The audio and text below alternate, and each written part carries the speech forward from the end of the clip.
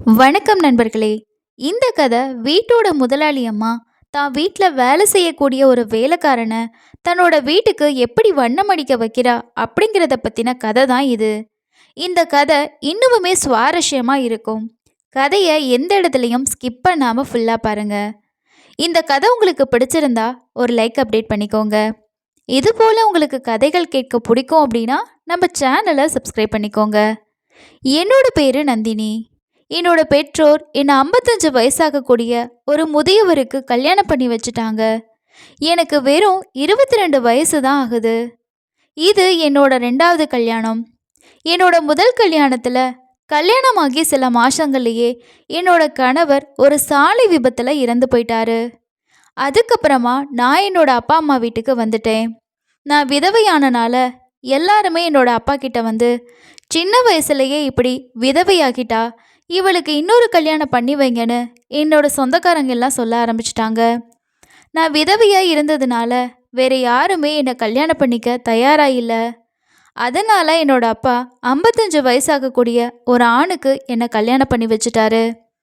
உங்களுக்கே தெரியும், 55 வயசாகக்கூடிய ஒரு ஆணால் எப்படி நல்லா வண்ணம் தீட்ட முடியும் அப்படின்னு. என்னோட கணவர் பெரும்பாலும் தன்னோட வேலையிலேயே மூழ்கி இருப்பார். வேலையிலேருந்து வீட்டுக்கு வந்ததுக்கப்புறமா டயர்டாக இருக்குன்னு சொல்லி தூங்கிடுவார்.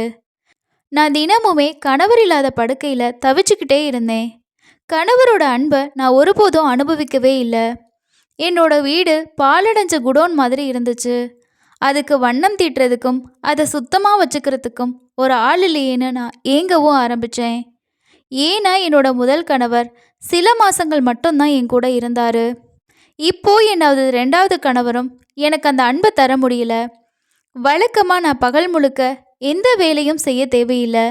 ஏன்னா என்னோட வீட்டில் ஒரு வேலைக்காரி இருந்தா. ஒரு நாள் அந்த வேலைக்காரி அவளுக்கு உடம்பு சரியில்லாமல் போச்சு. அவளும் தன்னோட மகனை சில நாட்களுக்கு தன்னோட வேலையை கவனிச்சுக்கட்டும் அப்படின்னு சொல்லி எங்கள் வீட்டுக்கும் அனுப்பி வச்சா. மறுநாள் அந்த பெண்ணோட மகன் எங்கள் வீட்டுக்கு வந்திருந்தான். அவனை பார்க்கறதுக்கு ரொம்பவே அழகாகவும் கட்டுக்கோப்பாகவும் இருந்தான். அந்த பையனோட பேர் தீபக். பார்க்க ரொம்ப அழகாகவும் எனக்குள்ள ஒரு வித்தியாசமான உணர்வும் ஏற்பட்டுச்சு. அந்த பையனை பார்த்ததுமே என்னோட மனசில் ஒரு வித்தியாசமான உணர்வுகள் ஏற்பட ஆரம்பிச்சுது. அவனை பார்க்கும்போது வேலையாளா எனக்கு தோணலை. அவனை ஒரு திரைப்பட நாயகன் மாதிரி தான் எனக்கு தோணுச்சு. நான் ரொம்ப நேரமாக அவனை பார்த்துக்கிட்டு அப்படியே நின்றுட்டு இருந்தேன். அவன் கூட சேர்ந்து என்னோட வீட்டுக்கு வண்ணம் தீட்டணும் அப்படிங்கிற நினைப்பு எனக்கு அப்போ வந்துச்சு. திடீர்னு அந்த வேலைக்காரியோட மகன் சொன்னான், நான் தீபக். என்னோட அம்மாவுக்கு உடல்நிலை சரியில்லாமல் சில நாட்கள் என்ன அனுப்பியிருக்காங்கன்னு சொன்னான். நானும் தீபக்கை வீட்டுக்குள்ளே வர சொல்லி நான் ஒரு சேரில் உட்கார சொன்னேன். நான் தீபக் கிட்ட வேலையை தவிர வேற என்ன தெரியும்னு சொல்லி கேட்டேன். அப்போ தீபக் சொன்னான், வீட்டு வேலை எல்லாத்தையுமே நல்லாவே செய்ய தெரியும்னு சொன்னான். அதுக்கப்புறமா தீபக் என்னை பார்த்து சிரிச்சுக்கிட்டே சொன்னான், வீட்டு வேலைகளை விட முக்கியமானது வீட்டோட ஓனரையும் ஓனர் அம்மாவையும் சந்தோஷமாக வச்சிருக்கிறதுன்னு சொன்னான். நீ உன்னோட ஓனர் அம்மாவை சந்தோஷப்படுத்த முடியுமான்னு சொல்லி நான் கேட்க, அப்போ அவன் ஆச்சரியத்தோடு சொன்னான், நான் எந்த வேலையாக இருந்தாலும் ரொம்பவே சந்தோஷமாக ரொம்பவே அர்ப்பணிப்பாக ஈடுபாடோடு செய்வேன்னு சொன்னான். அது மட்டும் இல்லாமல் நான் முயற்சி செய்கிறேன், நீங்கள் என்னோட வேலையில் சந்தோஷமாக இருப்பீங்கன்னு சொன்னான். அதுக்கப்புறமா நானும் அவனுக்கு வேலையை சொல்லி கொடுத்தேன். தன்னோட வேலை தெரிஞ்சதுக்கப்புறமா தீபக் உடனே தன்னோட வேலையில் ஈடுபட ஆரம்பித்தான். நான் பெரும்பாலும் உட்காந்துக்கிட்டே தீபக்கை பார்த்துக்கிட்டே இருப்பேன். ஒரு நாள் என்னோட கணவர் வேலை விஷயமா ஊருக்கு கிளம்புறதா இருந்துச்சு. அதனால அவர் ரொம்பவே கவலையாக இருந்தார். அவரோட கவலைக்கு என்ன காரணம்னு நான் கேட்டப்போ அவர் சொன்னார், முன்னெல்லாம் நான் வெளியூருக்கு வேலை விஷயமா போகிறப்போ தீபக்கோட அம்மாவை வீட்டில் விட்டுட்டு போவேன். அவங்க உன் கூட பாதுகாப்பாக இருப்பாங்க, எனக்கு எந்த கவலையுமே இருக்காதுன்னு சொன்னார். இதை கேட்டேன்னா உடனே என்னோட கணவர்கிட்ட சொன்னேன், இப்போவும் ஒன்றும் பிரச்சனை இல்லை. தீபக்கோட அம்மா இல்லைன்னா என்ன, தீபக் இருக்கானே, அவன் நைட்டு என் கூட இருப்பான், எல்லாத்தையுமே கவனிச்சுக்குவான். நீங்கள் ஏன் கவலைப்படுறீங்க, நான் என்னை நானே கவனிச்சுக்கிறேன்னு சொன்னேன். இதை கேட்ட என்னோட கணவரும், நீ சொல்கிறது சரிதான், சரி நான் தீபக்கிட்ட எல்லா விஷயத்தையும் சொல்லிட்டு உன் கூட அவனை விட்டுட்டு போகிறேன், பாதுகாப்புக்கு அவன் இருப்பான், நான் ஒரு 2-3 நாள் கழிச்சு வீட்டுக்கு வந்துடுவேன்னு சொன்னாரு. அதுக்கப்புறமா தீபக் கிட்ட போயிட்டு, வீட்டில் இருக்க வேலை கூடவே அம்மா என்னென்னலாம் சொல்கிறாங்களோ அதை கேட்டுக்கோ, அம்மாவை தனியாக விட்டுட்டு எங்கேயுமே போயிடாதன்னு சொல்லிட்டு அவரோட வேலைக்கு கிளம்பி போயிட்டாரு. கணவர் போனதுக்கப்புறமா நான் என்னோட ரூமில் பெட்டில் சாஞ்சு உட்காந்துருந்தேன். எனக்கு தூக்கமே வரலை. தீபக் கிட்ட எப்படி என்னோட மனசில் இருக்க விஷயத்த வெளிப்படுத்துறதுன்னு எனக்கு புரியவே இல்லை.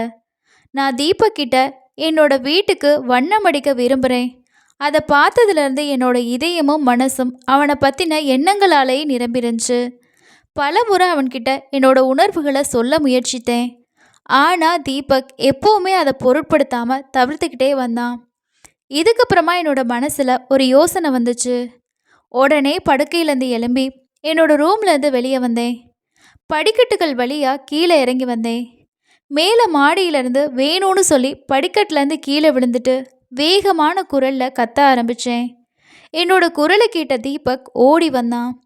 நான் கீழே கிடக்கிறத பார்த்ததும் அவன் பதறி போயிட்டான். உங்களுக்கு என்ன ஆச்சுன்னு சொல்லி கேட்டான். நான் அழுதுகிட்டே சொன்னேன், நான் தண்ணி குடிக்க கீழே வந்தேன். திடீர்னு என்னோட கால் வலிக்கு நான் படிக்கட்டில் அப்படியே கீழே விழுந்துட்டேன். எனக்கு ரொம்பவே வலிக்குது, எழுந்திருக்கவே முடியலன்னு சொன்னேன்.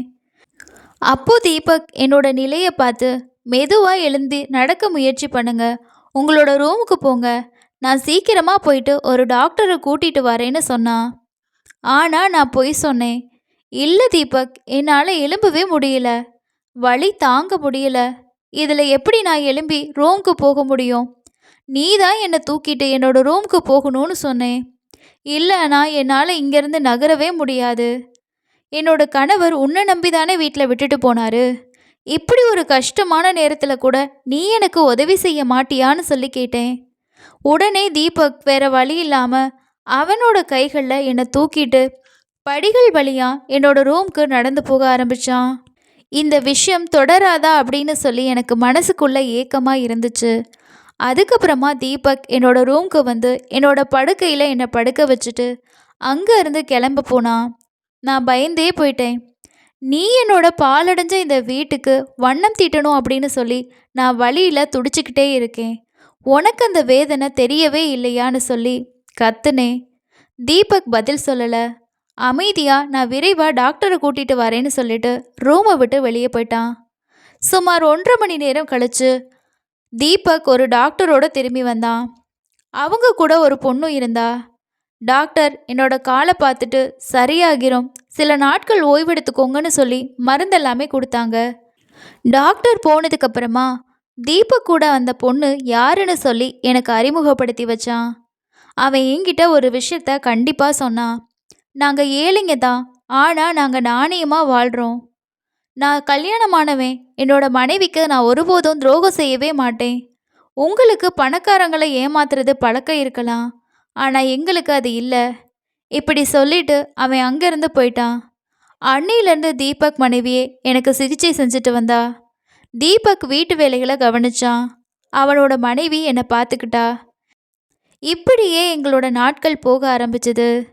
இதுக்கப்புறமா தீபக் என் கூட க்ளோஸ் ஆகிறத குறைச்சிக்க ஆரம்பித்தான். ஆனால் என்னோட மனசில் ஏற்பட்ட அந்த ஆசை இன்னும் குறையவே இல்லை. எப்போ தான் தீபக் என்னோட வீட்டுக்கு வண்ணம் தீட்டுவான் அப்படின்னு சொல்லி நான் ஒவ்வொரு நாளாக ஏங்கிக்கிட்டு அந்த கனவுலையே என்னோட வாழ்க்கையை ஓட்டிகிட்டு இருந்தேன். அது என்னைக்காவது ஒரு நாள் கண்டிப்பாக நடக்கும் அப்படிங்கிற நம்பிக்கை இருக்குது. இந்த கதை பற்றின உங்களோட கருத்துக்களை கீழே இருக்க கமெண்ட்ஸில் ஷேர் பண்ணுங்கள். இந்த கதை பிடிச்சிருந்தா மறக்காமல் ஒரு லைக்கையும் அப்டேட் பண்ணுங்கள். அடுத்த இன்னொரு கதையில் சந்திக்கலாம். நன்றி.